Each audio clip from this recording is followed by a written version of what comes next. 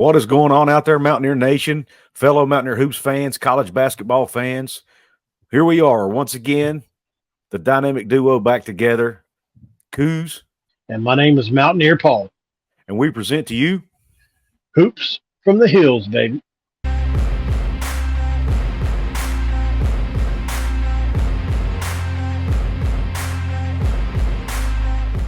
Finally, Mountaineer Paul and I are back for another episode of Hoops from the Hills.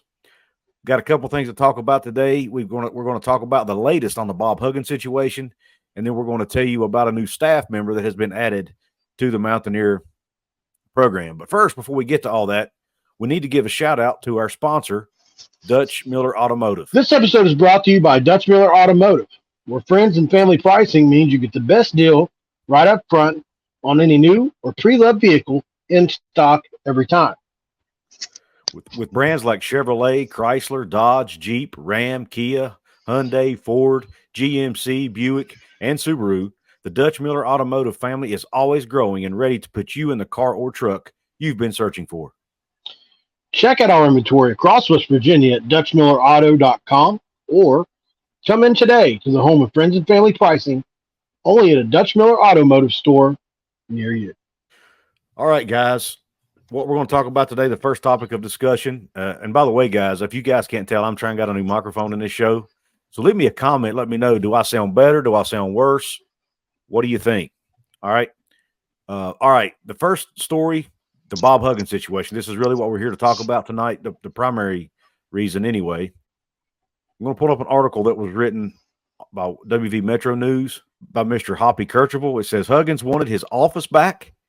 Emeritus head coach position. Last month, West Virginia University firmly rejected an attempt by former basketball coach Bob Huggins to get his job back by claiming that he never really resigned. WVU forced Huggins to resign after he was arrested in Pittsburgh June 16th for drunk driving. In no uncertain terms, the university will not accept Mr. Huggins' revocation of his resignation, nor will it reinstate him as head coach of the men's basketball program, wrote WVU Vice President and General Counsel Stephanie Taylor to Huggins' Cleveland attorney, David Campbell. But that was not the end of the back and forth between WVU and Huggins' attorney. And documents obtained by Metro News through a Freedom of Information Act request reveal new information about the ongoing correspondence. Campbell followed up with an email on July the 11th. Now, Campbell is Huggins' attorney, and with a settlement demand, and that's in quotes. Campbell wrote that Huggins would agree to resign if certain terms were met. And here are those terms. Now, here is a list of the demands that Bob Huggins, through his attorney, allegedly made. Payment of $1.25 million in deferred compensation in 2 installments. Payment of Huggins' health insurance benefits until April 30th, 2024. Installation of Huggins as emeritus head coach for 3 years to fundraise and consult, with his payment to be negotiated. Allowing Huggins to return to his old office. Agreeing to mutual non-disparagement, so neither Huggins nor WVU would say bad things about the other. And agreeing to a joint statement, quote, to publicly resolve this dispute, end quote.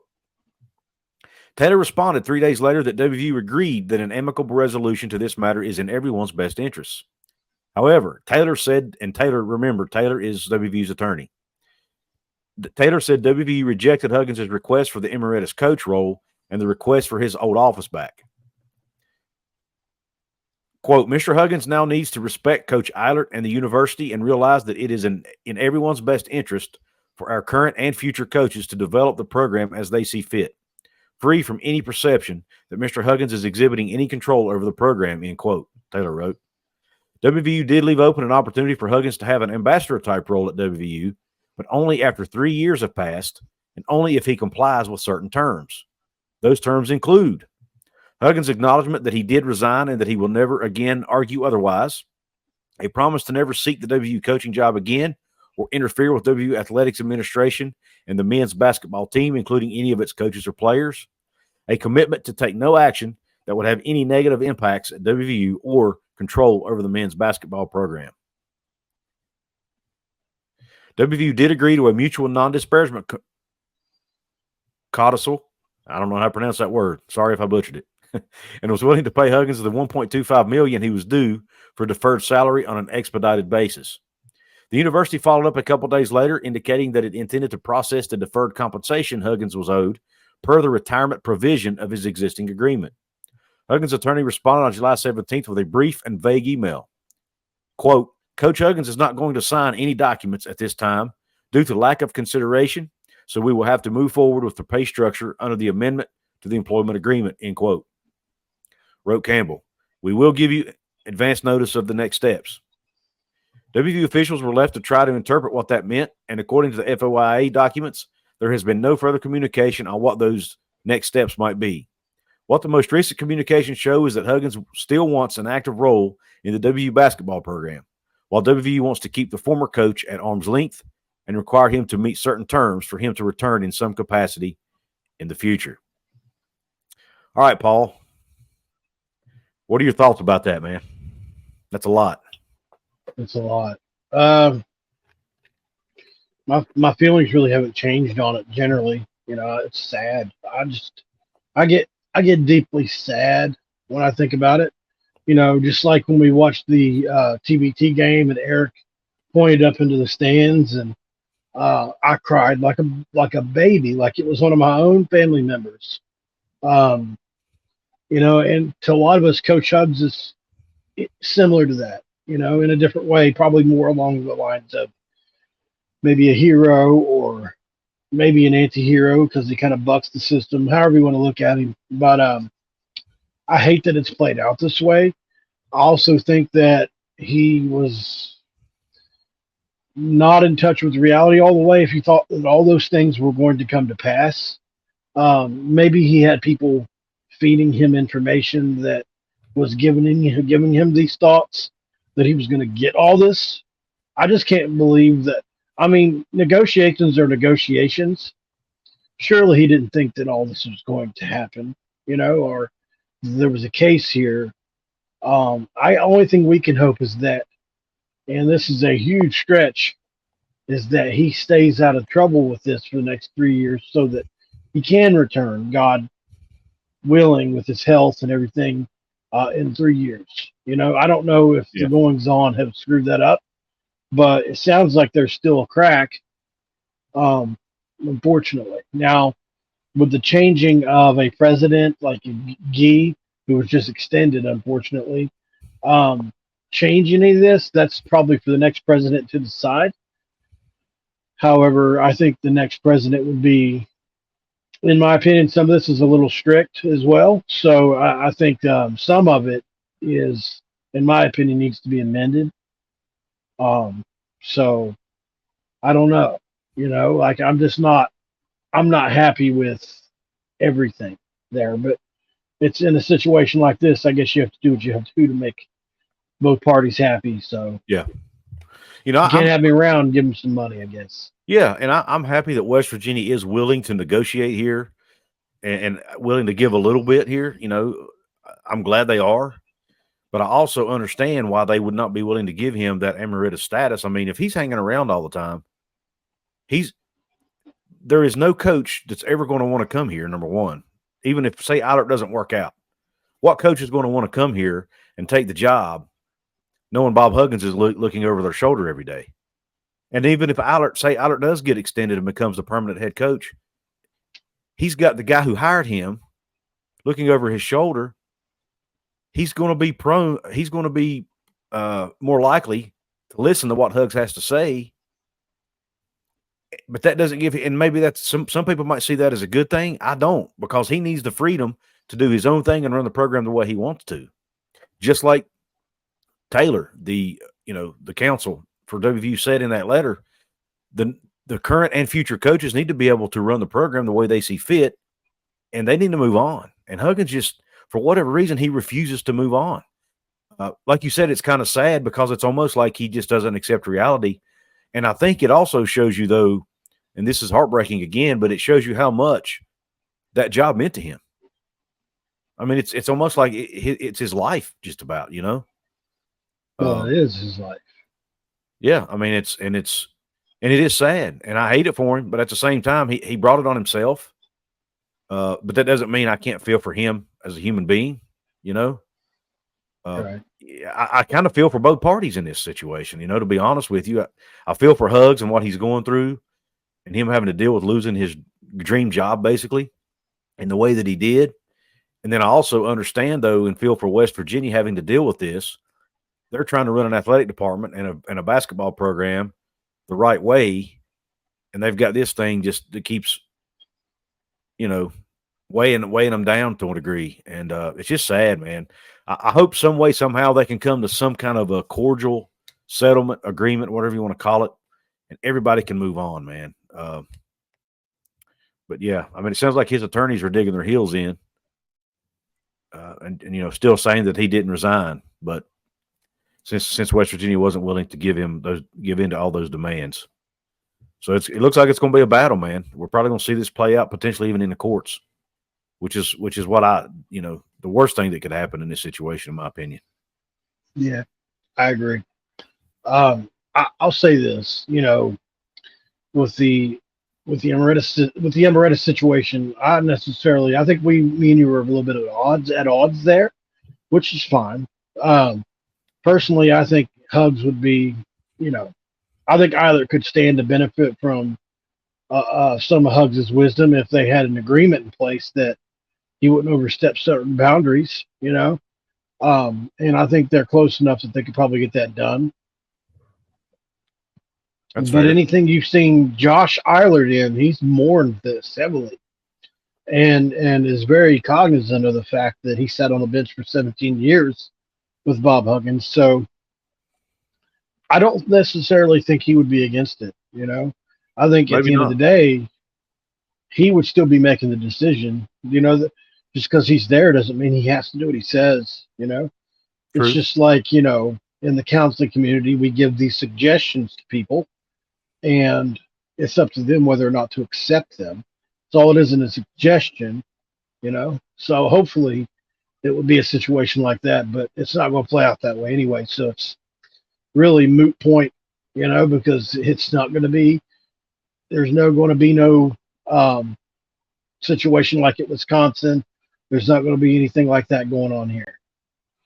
Yeah, and I actually had to Google. I thought I knew what emeritus meant, so I Googled it, and it does mean what I thought it meant, and it's basically an honorary coach. Essentially, you're not actually the coach, but you're an honorary coach, so to speak. It's basically an honorary position. It's not really an actual on paper position, but it sounded like he wanted paid for it, which I thought an emeritus was just an honor. I didn't know you actually got paid for it, but maybe you do. I don't know.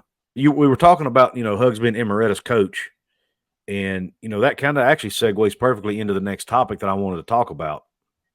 And this is something that had been, a lot of you guys out there listening and watching this may already know about this, but West Virginia actually hired a new staff member. If y'all remember when Eilert was hired, they said they would probably look to hire a staff senior advisor for Coach Eilert, and they actually did that. They hired James Dickey to men's basketball staff as senior advisor. Again, this was also in WV MetroNews, written by Joe Bricado. It says, former Texas Tech and Houston head coach James Dickey has been named a senior advisor to the WVU men's basketball coaching staff. Dickey has been a Division I head coach for 14 seasons.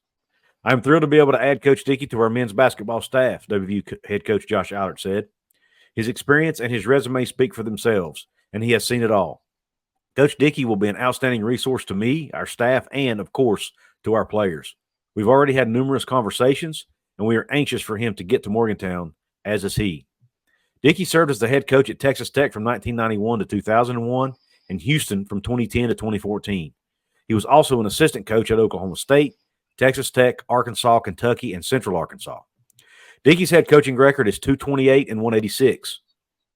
And here's a quote from Dickey. It says, I am thrilled and honored to become a member of West Virginia basketball, joining Coach Eilert, his dedicated staff, and players. This presents a remarkable opportunity for me to be part of an exceptional university renowned for its academic excellence and tradition-rich basketball program. During my interactions with Coach Eilert, I was thoroughly impressed with his visionary leadership, unwavering loyalty, and genuine concern for the players and staff he has assembled. The insightful conversations I've had with the staff have been positive, enthusiastic, and highly informative. I am excited to join the esteemed athletic staff and have the privilege of working under the guidance of Ren Baker and Steve Urias, both of whom I hold in the highest regard and have had the pleasure of working with in the past. So there you have it, folks. James Dickey, someone I did not know anything about, I'll be honest. But that article kind of gives you a peek at his resume. He has had a lot of head coaching experience, including in the Big 12. He's been an assistant in the Big 12. So, Paul, what do you think of them bringing on this James Dickey to be a senior advisor to Coach Eilert? Well, he's right there in the same age range as Coach Huggins. He's right around 69, 70 years old. He's an older presence, probably similar to what an Everhart could have been, although not as old.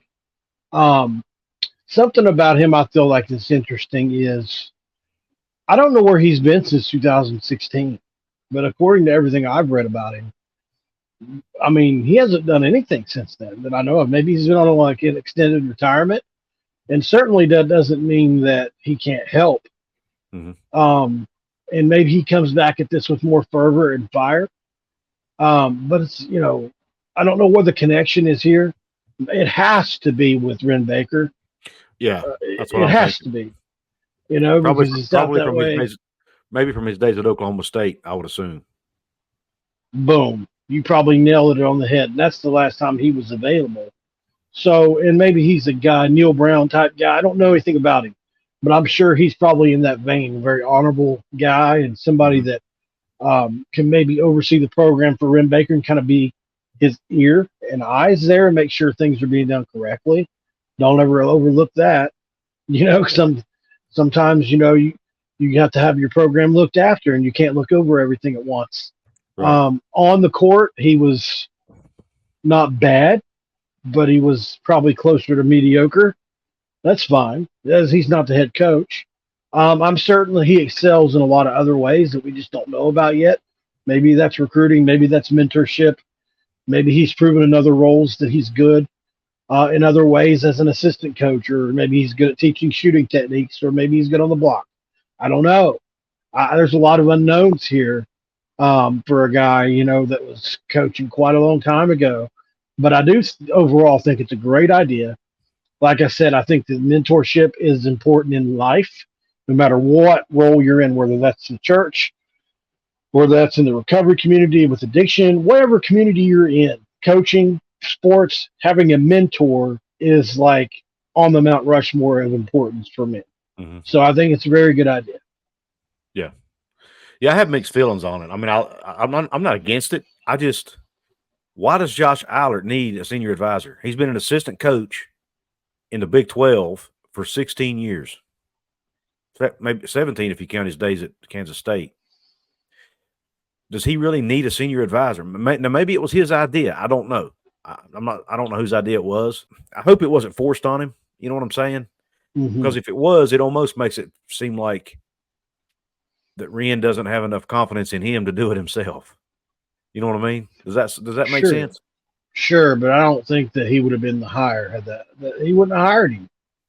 I know the elections were limited, but if he didn't have confidence in him, he wouldn't have been the hire. I do know that much. Yeah, that's true. Yeah, it would have been Everhart or somebody else that he at least had confidence in that they could do it. Yeah. I think, like I said, it's just generally a good idea to have a mentor in this life. And maybe not look into it too deep yet. I can certainly ask around some people that would maybe know the answer to that. But look, I trust Ren Baker here. So far, I think he's done a good job. He walked into an absolute hornet's nest when he took over. I think he's handled it well considering the circumstances. Everything I've heard about Ren Baker is positive from almost anyone who's ever worked with him, talked with him. I mean, he seems like a good person and a good AD. So I think we're in good hands here. So if he thought this was the right move, then I trust it, and I trust his pick. And looking at his background, Neil Brown probably knows him too. So he may have even went to Neil Brown and said, "Hey, do you know this guy?" I mean, honestly, Neil Brown, they may have crossed paths at some point. Kentucky, whether it was, I didn't look at the years, the overlap there, but maybe at Texas Tech, they may have crossed paths. So, well, you nailed it with the Ren Baker Oklahoma State deal there. Yeah. That's definitely an overlap. Yeah, I think so. And I'm pretty sure that's where the connection is. So, like I said, I trust Ren. I trust his judgment. What do you hope happens? I hope they're so freaking good that they have no choice but to keep him. Is what I hope. Yeah. Because I love this staff he's assembled. I love there's so many Mountaineer guys on this staff. It's a good point. It's gonna be really cool to look over there and see Jordan McCabe, Deshaun Butler, and Alex Ruoff all sitting on that bench together. Yeah, it's really weird. Yeah. And I like DeMar Johnson. I like that him being on the staff as well. I mean, I hope Eilert. Here's my thinking though. I think Eilert, short of a Final Four, is probably not going to be the coach here. I think because of all this garbage that's going on. Yeah, because of all this crap that's going on with Huggins, I think they're going to. This is just a theory. Now I don't know this. This is just me looking at the tea leaves and like I like to do. But I think they're going to want to distance themselves from anything that's ever even touched Bob Huggins. And by they, you mean Gordon Gee? By Gordon Gee, primarily, yeah. I think they're going to want to. I just don't think they want any trace of Bob Huggins in his team. So because of that, I think that kind of works against Josh Eilert to a degree. But hey, who knows if he goes to a Sweet 16 or Elite 8? And I know that's high expectations. I understand that, but it is. But I think we've got some talent on this roster, so it's not out of the equation. And if he can do that, then they might not have a choice but to keep him at that point because the fan base is going to be beating that drum pretty hard, I would imagine. Guys, if you're not subscribed to Hoops from the Hills, Mountaineer Paul Talk Football, Couz's Corner, hit that subscription button. It is free. We would appreciate that, guys. Drop a comment below. Let us know how you feel about the situation with Coach Huggins. Are you as sad as we are about the situation to see it play out the way it has? How do you feel about the new mentor for Josh Eilert and James Dickey? Is this needed? Do you think it was needed for Josh Eilert to have a mentor? Couz thinks probably no. Let's see how that plays out. Drop a comment below, guys. And last but not least, like the video, feed the algorithm, get us out to a wider and broader audience. As always, we appreciate that. And please don't forget to go check out our sponsor for your vehicle needs. Go to see Dutch Miller Automotive. All their locations throughout West Virginia, El Dorado, Kansas, Bristol, Tennessee, Charlotte, North Carolina, Withville, Virginia, and there's probably others that I'm not aware of. So go online at DutchMillerAuto.com and check it out, guys. We thank you for tuning in to this episode of Hoops from the Hills. And be on the lookout, guys, for news about conference realignment, guys. It's coming. Big 12's adding more schools. It's coming. So be on the lookout. This episode is over, guys, and we are out.